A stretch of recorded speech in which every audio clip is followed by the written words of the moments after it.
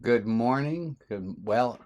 Good whatever time it is, and it might not even be good. It's hard to know. It's What I can tell you is where I am currently. It is February the 10th. It's just a little moment after 8 a.m., and I'm joined by a bunch of my friends who are here. Hold on. There. Oh, hold on. There they are. People say hi, wave to each other, wave to the people. Some people are watching on Facebook. Um, I don't know if the Facebook stream is going or not. I don't see it. I don't see it either. Oh, wait a minute. There should be a Facebook feed at the above address, facebook.com/groups/4ROTB. We're playing around. If it's available there, you'll see it. Um, Give me one.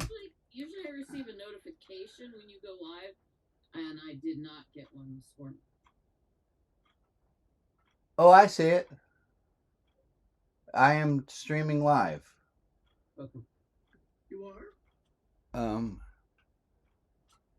yeah, it's about a 10-second delay. So at this address, you should be able to see me. And if you want to leave a comment there, you can.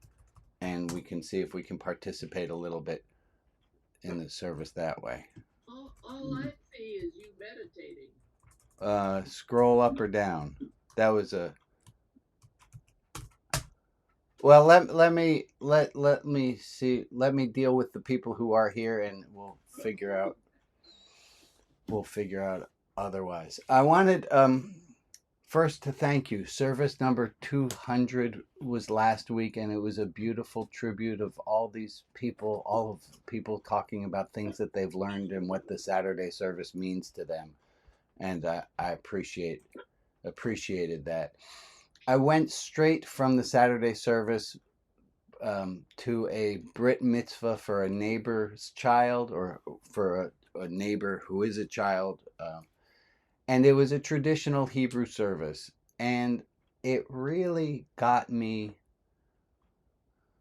in the heart some, because these were all Hebrew prayers, one after another, after another, after another. And I know these prayers, and there's something beautiful about being in a group of people who are all, it's almost like a mantra. Everyone's saying the same sounds, even if they don't understand what the words mean. And there's this real sense of community and of group. And people who don't know all those Hebrew prayers, boy, it's a long time to just sit there and not know what the heck's going on.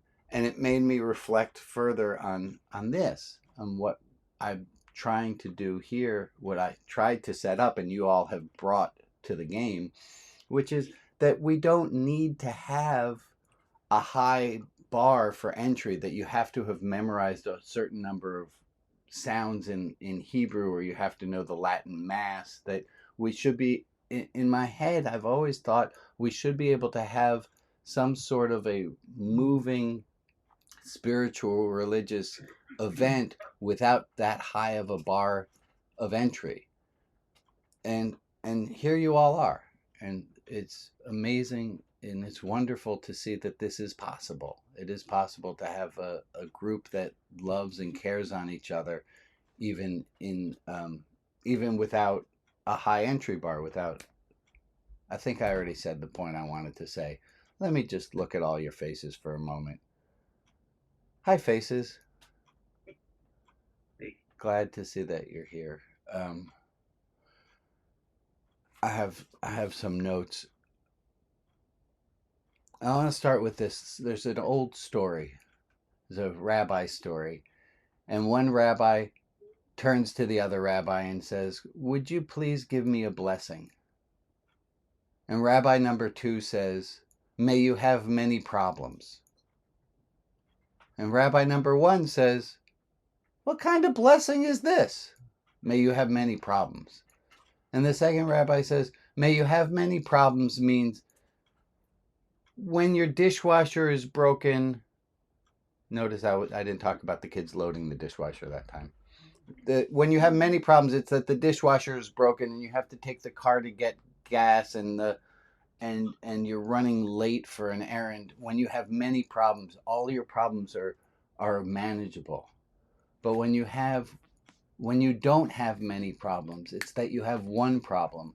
It's that you have a loved one in the hospital, or you have something traumatic that's happened. So in that sense, I hope we all have many problems. I hope that you have many problems today. That being said, not everyone here today is having many problems. Some of us are having one problem. My friend Joe, are you around? Do I see you? Right there. We did have, there's Joe. Joe, do you want to talk to people? You don't have to, or I can tell people what's going on. I just want people to know before it hits Facebook. However you pray, whoever you pray to, whoever prays with you, could you ask them to pray? My husband has lung cancer, and it's spread to his adrenal glands. Oh God.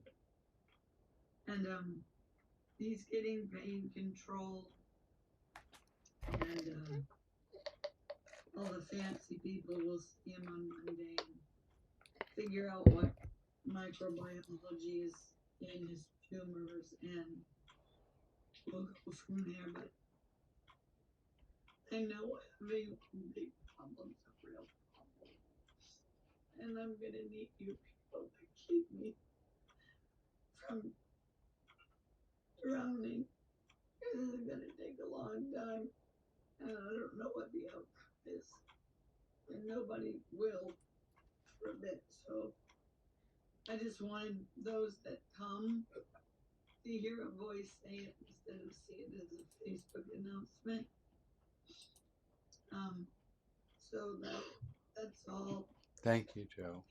Please don't leave me. No one's leaving you. Joe, take a moment, look at the faces of the people who are here, would you? Take a look at all those people. Joe, I'm here. This is a virtual community, but it's a community. It's real. And Joe, you have put yourself out. Everyone here knows who you are. And we're all here for you and with you. Okay. If you are not Joe and you would like to give Joe put your name and your phone number in the chat so that Joe can see that if she wants to reach out. His first name's Ken. Oh, and please pray for Ken. That's who we're praying for. Joe's beloved Ken. And while we're here, Maria, can we bring up the light and love list? And I know we don't usually do it this early in the service, but it seems like the right time. Okay. These are the people to whom we are sending light and love. Anne, Rob B. in spirit, Sheridan H., Greg, Peggy, April, Andrew, Iggy, and Marv, Christina Guzman in spirit, and Greg Finley in spirit, Cousin Ken, Magic Keith, and Jill's sister's dog, Catherine Kreindler, Henry Kreindler in spirit, the Rainbow Kids of Alberta and their allies, Jolene M. in spirit, Matthew and Sarah, Peggy C. in spirit, Mike, Laura, and Michael, Eva L., Karen K., Angela C., Eloise, Eileen, Raina, Mary, Paula, Tina, Amy, Ken and Joe, and Al. If there is another person in our community to whom we can offer light and love, please put their name in the chat, and I will add them to the list in the clubhouse. And for the people who aren't named, but who are in our thoughts, we send them light and love as well. Thank you, Maria, for holding that list for all of us. And let's take a minute of time right now just for prayers.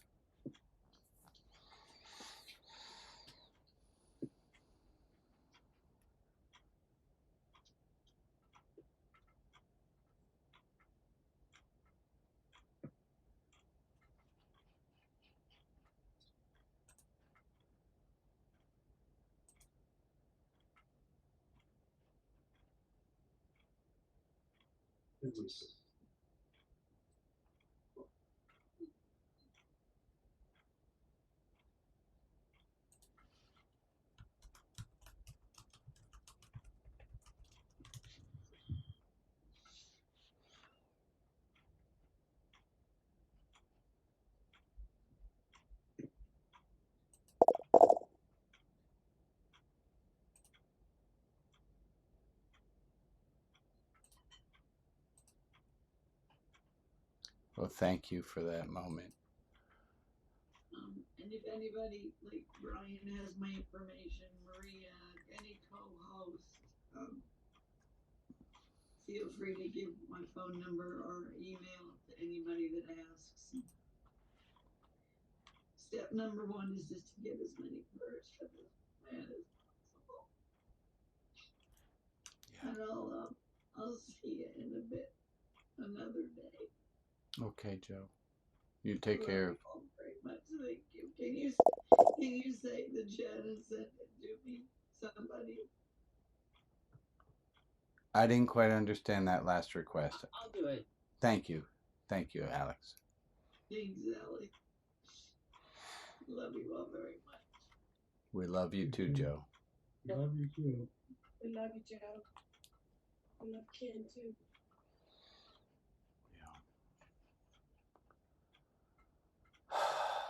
Man, If anybody else wants to send their phone number or contact information to Joe, put it in the chat right now, and then I can capture it and I'll send it off to her right away. thank you, Alex. And Joe, we hope that you have many problems soon.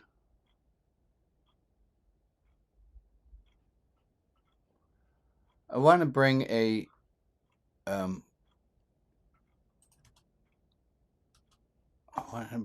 a piece. I put this in the news in the what we were going to talk about. Wisdom is learning that it's not so much what people do that annoys us, but how much we like the person. I'll read that again. Wisdom is learning that it's not so much what people do that annoys us, but how much we like the person. That's a bold statement. There's an Irving Becker quote that this comes from. Irving Becker said the following, said, "If you dislike someone, the way they hold their spoon will offend you, but if you like them, they could drop a plate of food in your lap and you wouldn't mind."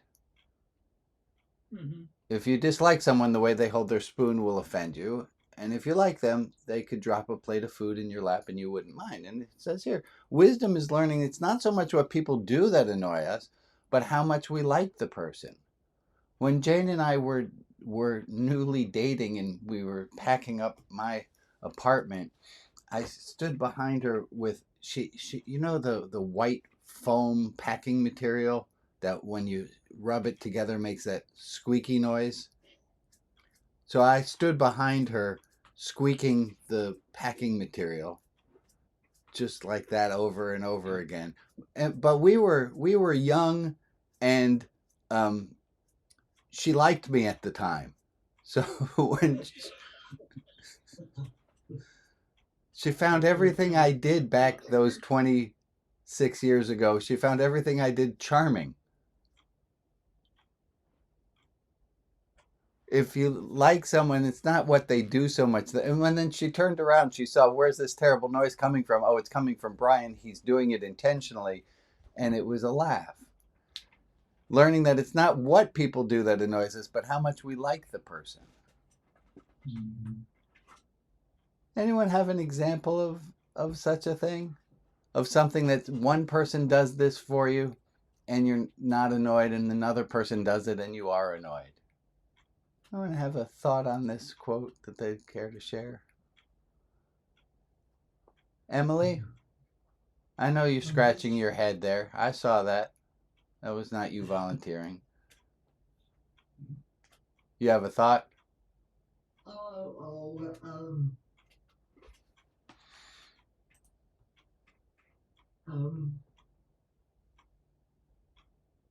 Wayne used to say this was a naval destroyer. A naval destroyer? I don't understand. He's sticking in my navel, and I get out Oh, a naval destroyer. I got it. But if somebody else did that, I would not like. right. And anyone else did that, it would not be funny or amusing. But It wouldn't be funny.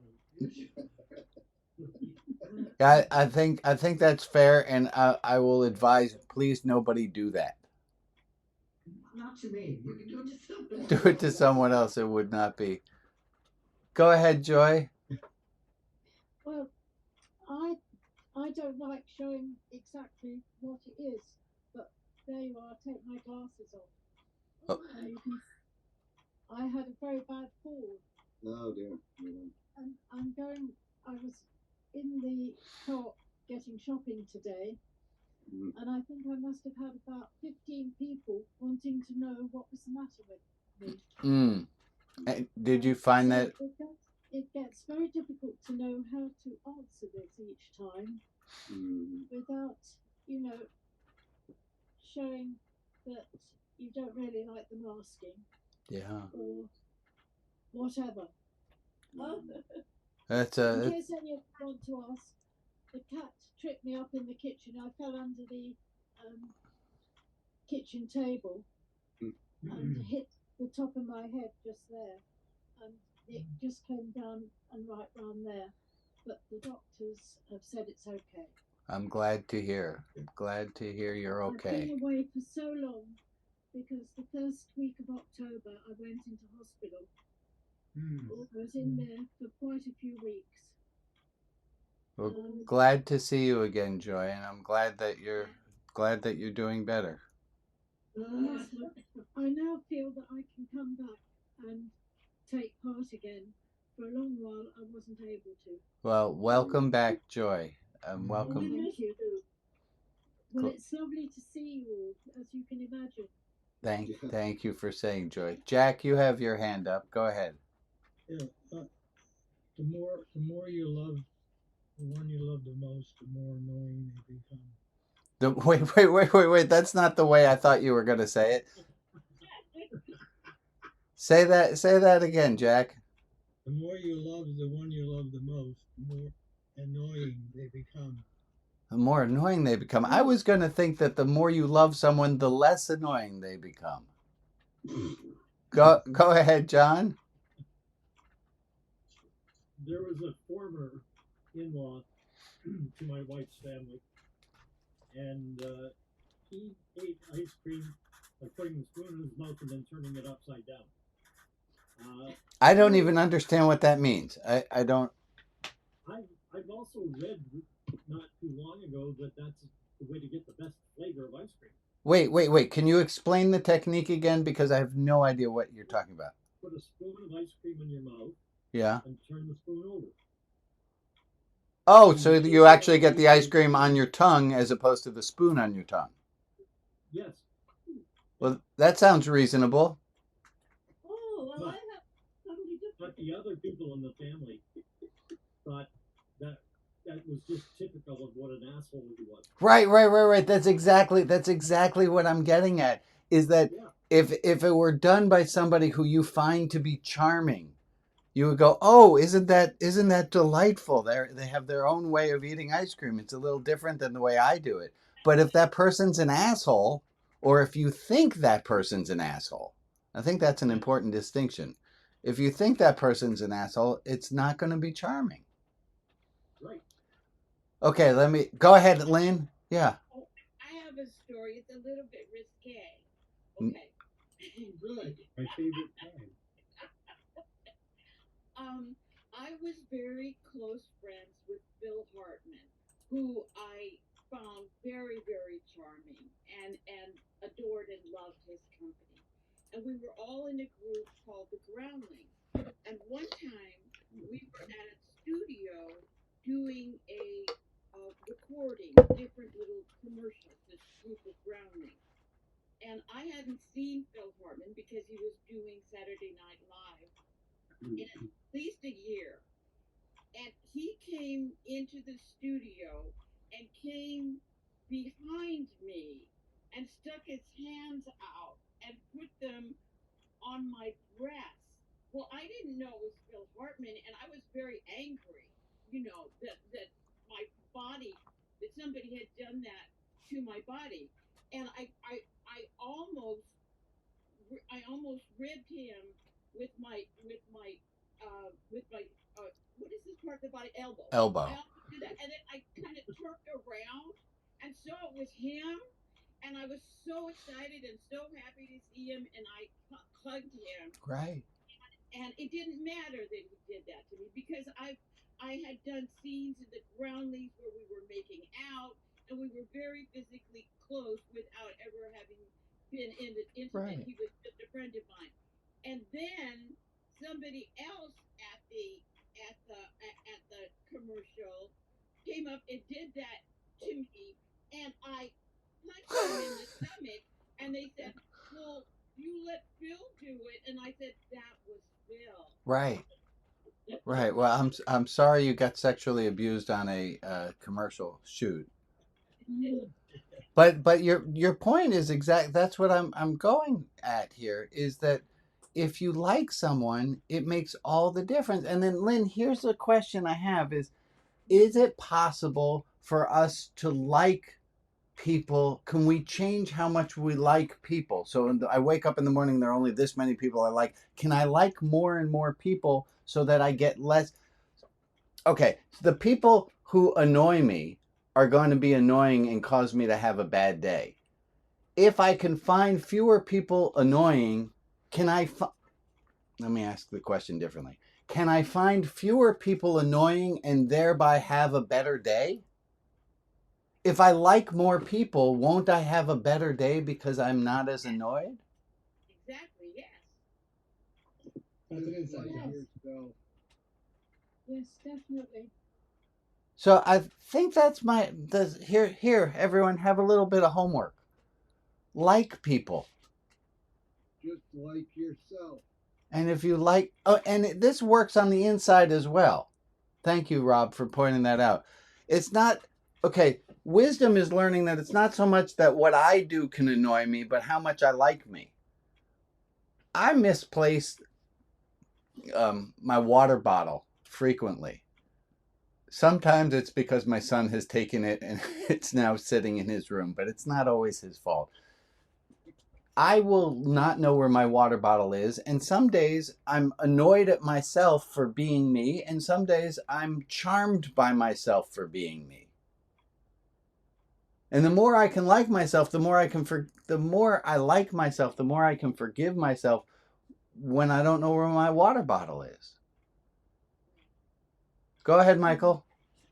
And then Diana. My experience is that the word "what is someone doing" is a psychological term, and it's used in observing other people, and like you say,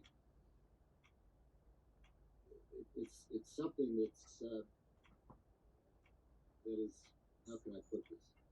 It always happens in a relationship. Yeah. This is And from the depth psychological standpoint, if you're sincerely interested in changing, you allow yourself to be observed by someone for whom the word "doing" is a tool. It's what other people are doing to us. A tool to get you in touch with yourself. Right.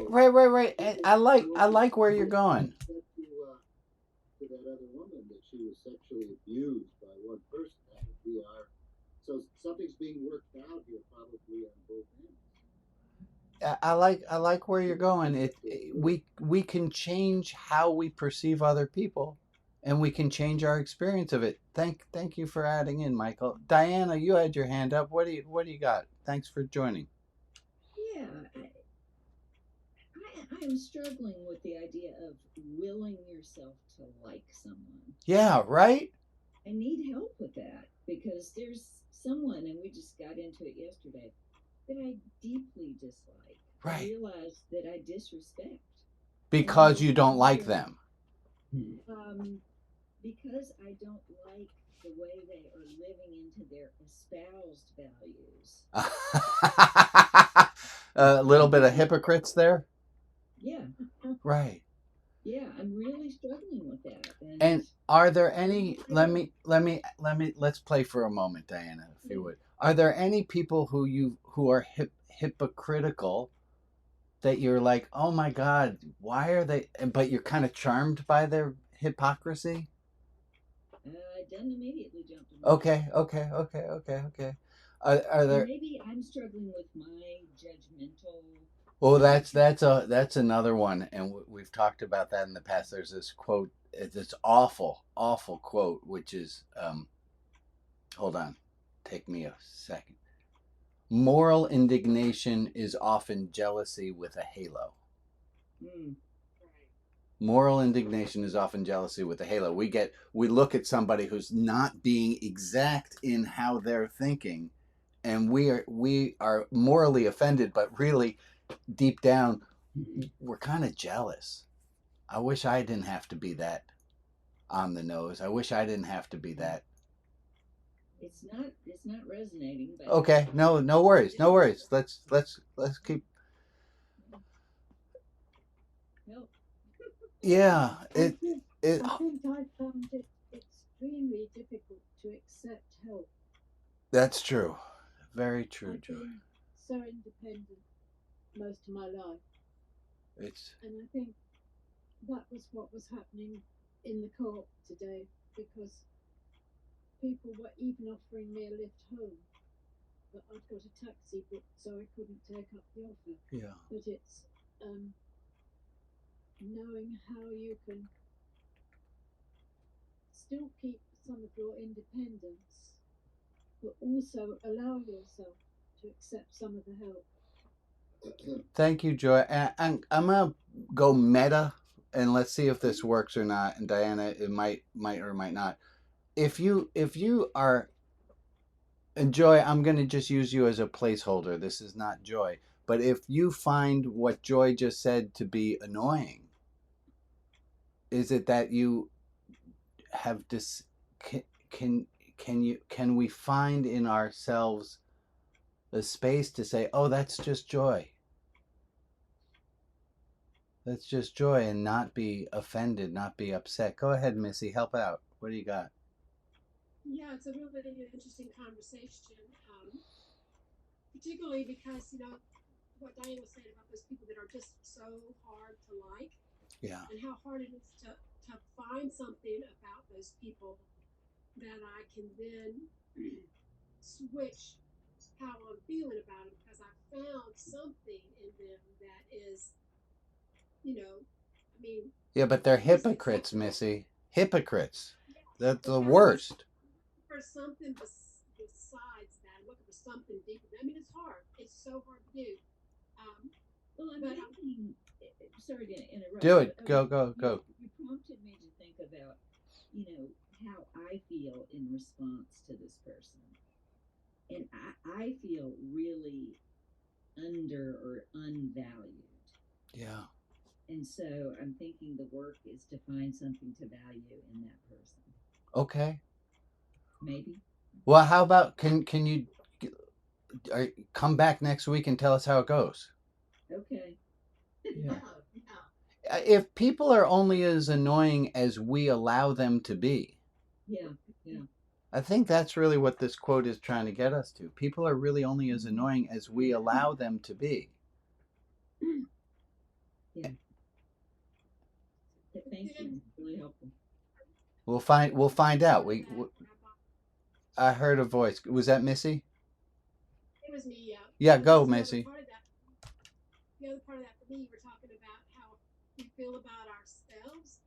And so, what is it in myself? I'm just going to use Diane's example with how what is it in myself that I would allow somebody to make me feel unvaluable? Yes. There's our work. It's the inner work. And then thinking about this thing we say in AA is the level of my serenity is directly proportional to the level of my acceptance. So I get to decide. I get to decide how much serenity I want or don't want. And sometimes I would rather be right than be happy. Oh, that's I wanted to get that. That's on my card of things to talk about today. You have some kind of brain connection, Rabbi. So, I know. so last night, we have Friday night in my house. This is Friday night. We have dinner together. We play card games. We do whatever. We have a little bit of Friday night, and I think this is it bears saying. My Shabbat with my family is cooking a nice meal, making a challah, setting the table, but we don't do a 24-hour Shabbat. We do from 6-ish until 9. We do whatever it is that we do. So I wanted to say that so that nobody feels like you have to do a whole. You're either in or out. Like you can have a Sabbath without it being. Anyway, okay. So I shout down to Annie. She has 2 friends who are here at 5 something, and I say, "Hey, honey, are Greta and Rosemary staying for dinner?" And I love feeding people. I do. It just makes me happy, and I love that she wants to have her friends over, and she says, "Yeah, they're staying for dinner." And I look at the amount of chicken that I'm preparing, and I'm like, "Oh," and I say, "Oh, honey, you didn't tell me," because she didn't tell me. She says, "Oh, I texted you." I look at my phone. There's no text. And I'm about to be right. And I realize, the fuck are you doing?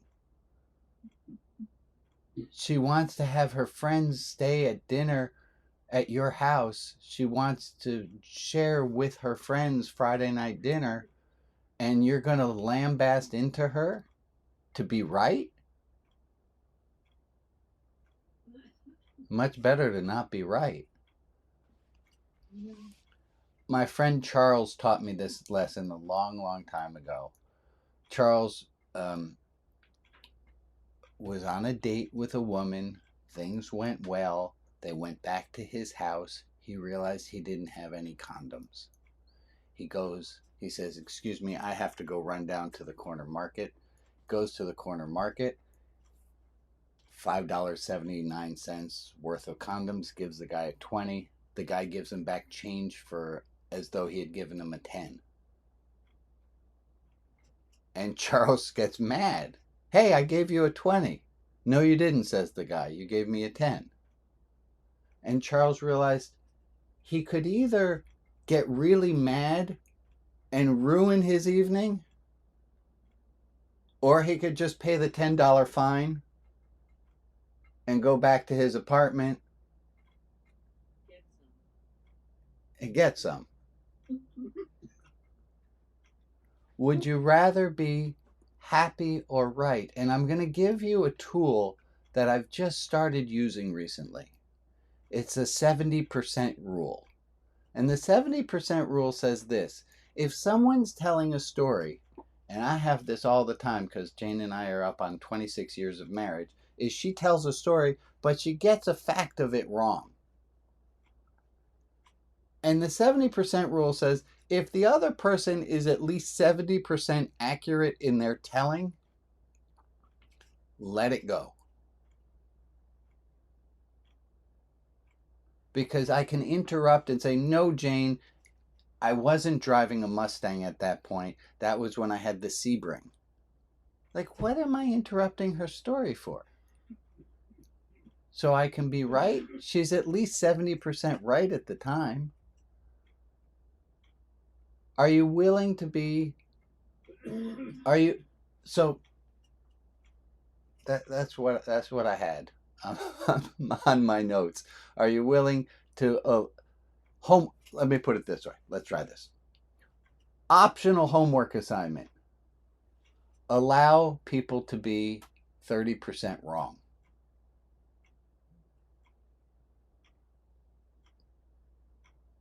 Any questions about this homework assignment? How do you gauge what's 30%? You get a slide rule. This is a loose science, and if you need them to be more than 70%, and you need it to be 85% accurate, that's fine. But I'm curious if anyone thinks it has to be in the high 90s. I'm wondering if we have to do it with everybody. Who do you want to exclude, Missy? Well, not to name any names, but has weird red hair. Yeah, you can correct politicians all you want, but truth is you're not talking to them. If you're talking to them, maybe, yeah, but if you're talking to your friends about what an idiot that person is, that's not helping. No, you're right. Allow people to be 70% right, or I guess I could put it the other way. Can you allow people to be 30% wrong? Okay. I'm going to be working on this one all week. Yeah, Say say a little bit. Can you put it in a full sentence? You're going to be working on what part of it, Maria? I'm going to be working on the part of not having to try to correct them so that every single thing is right. Yeah, thank you for being open and honest about it. This is not easy. You've built up a really strong habit, Maria. Yeah? Yes. Of being exacting. Sorry, I'm having a hard time with the cameras here. Anne, you had your hand up. Yeah, I would like to make one exception to this rule, and that is when you're in a court of law under oath. If that happens this week, yes. It's a good one. Yeah, I mean, folks, don't listen to me and throw out your own reasoning. That would kind of go against my whole philosophy here. You're all empowered to figure this out for yourselves. Good. I had a different follow-up. I have just a little story. Everyone comfy? So, and this might fit in with what we're talking about. It might not. We'll see.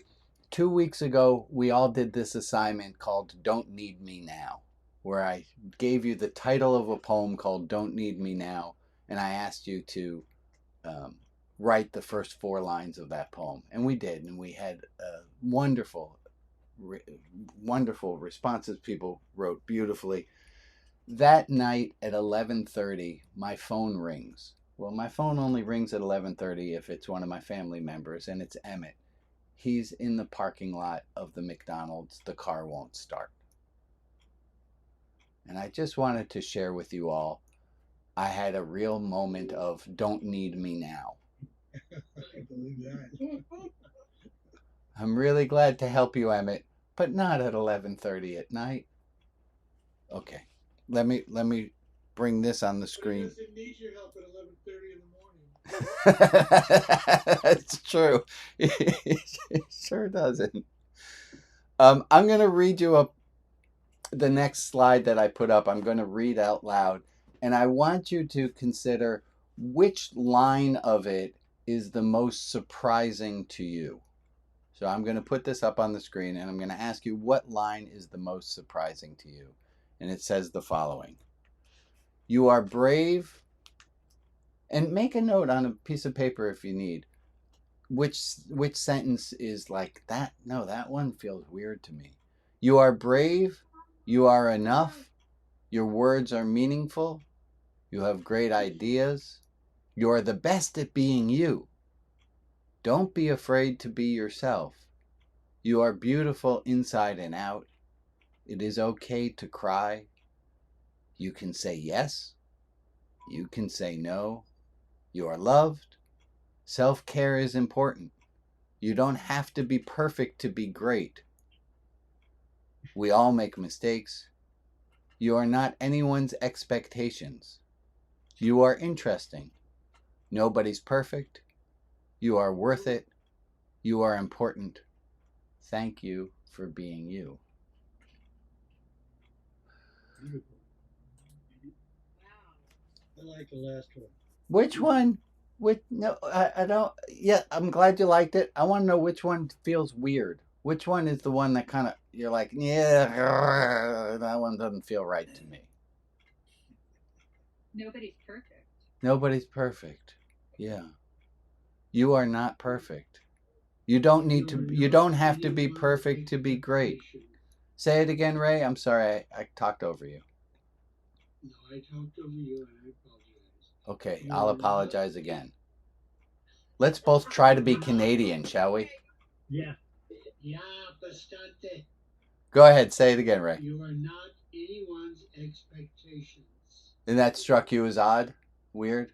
Yeah, because I've always people expected things of me. Yeah. Yeah. Your words are meaningful. Your words are meaningful.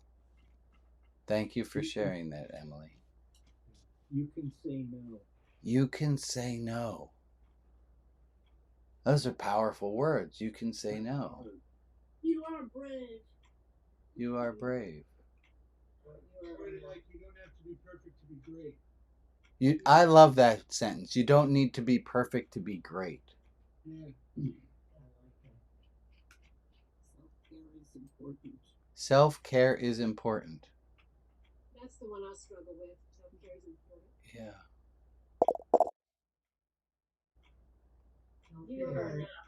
You are enough. You are enough. That's a hard one. That doesn't sit with me because it presumes that I've done what I'm going to do and I don't have to do anything more. Oh. How about you are enough in this moment? True. Okay, so I'm going to get a Sharpie. I'm going to write on that and fix that up. You are enough in this moment. You don't have to be perfect. You don't have to be perfect to be great.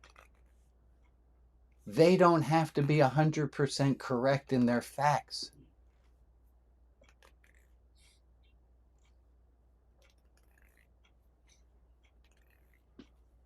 Don't be afraid of yourself. Say that again. I'm sorry. I think that. Don't be afraid of yourself. Don't be afraid of yourself. Yeah. Don't. What does it say? Don't be afraid to be yourself. Don't be afraid to be yourself. Don't be afraid of yourself. I just changed it. Yeah. Don't be afraid. I like that. I'm gonna get my pen. Fix that one too. Don't be afraid of yourself. Don't be afraid to be yourself. You are the best at being you. You are the best at being you. Ain't nobody else can do that. I think that fits in a little bit with this again. Is if we like ourselves enough. How much we like ourselves is going to minimize how much we're annoyed by ourselves.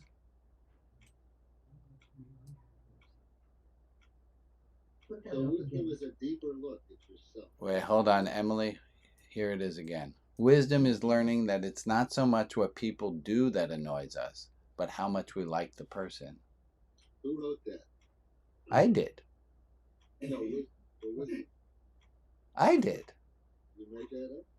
Well, I was talking with somebody who speaks Spanish, and they asked me, what do I teach? And I was having a very hard time. It was a great exercise. I was trying to figure out how do I explain what I do in Spanish where my language skills are low. And I came up with this in Spanish, and then I just translated into the English. That I think this is at the core of what I teach. Is it's not the other people. Go ahead, Michael. Congratulations on that. Thank you. I thought there was someone, Someone with a bigger hat than this? See how big my hat is? It's huge. I'm losing hair is what's going on. Wisdom is a lifelong exercise. Yes, wisdom is a lifelong exercise. It's a lifelong pursuit. And we all have it all the time. Okay, folks. Sometimes more than others. Sometimes more than others. It's time for us. We did prayers earlier, so here we're going to do another different minute. Instructions for living a life. Pay attention, be astonished, tell about it. This is our time to tell about it, so let's take a minute of what's astonishing you these days. What's astonished you?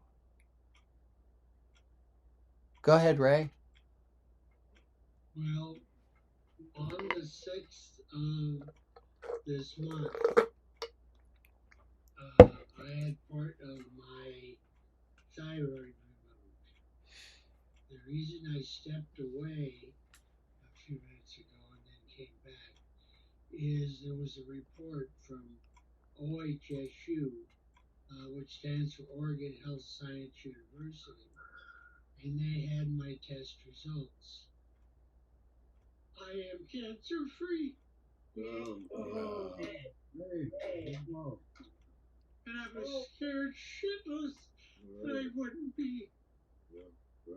That's wonderful, Ray. I'm so glad to hear, Ray. Party at Ray's! Everybody invite Ray! Yeah, party at Ray's house right now. Time to chocolate chip cookies! As Greta Foster's church would say, in this abundant blessing, we share the joy. I love that. There you go. Very thank you. Share the joy. I'm writing that down. I also just thank you, Ray, for sharing that. Thank you for sharing that. Anyone else want to share? I got one here that's from Facebook. I don't know how Joe usually does the Facebook where it gets incorporated, so I'm just going to read it to you. Patsy on Facebook wrote, "I am astonished that my partner truly believes I am enough, more than enough, and worthy." Thank you for sharing that, Patsy. I'm astonished that change is real. That change is real. Love that. Let's take, I saw another hand. Yeah, Rob. So we had a New Year's dinner last night at my daughter and her husband's house, and it was amazing. That's enough to be astonished by. Yes. I love your example. It doesn't have to be a cancer diagnosis. It can just be we had dinner, and it was astounding. Thank you. Pamela, what do you say? There's really so many things if I focus, but what just came to mind is there's a veterinarian in Los Angeles who has been administering veterinary care for free to the homeless in Skid Row. I'm sorry, I've forgotten his name, but that's not it's a dangerous place. And that is something to be astonished by and tell about. Thank you for sharing that. Ellis, what do you say? I'm astonished at life itself. Amen. Beautiful. Yeah. Let's take a minute at a time to just all be astonished together. Go ahead, Anne.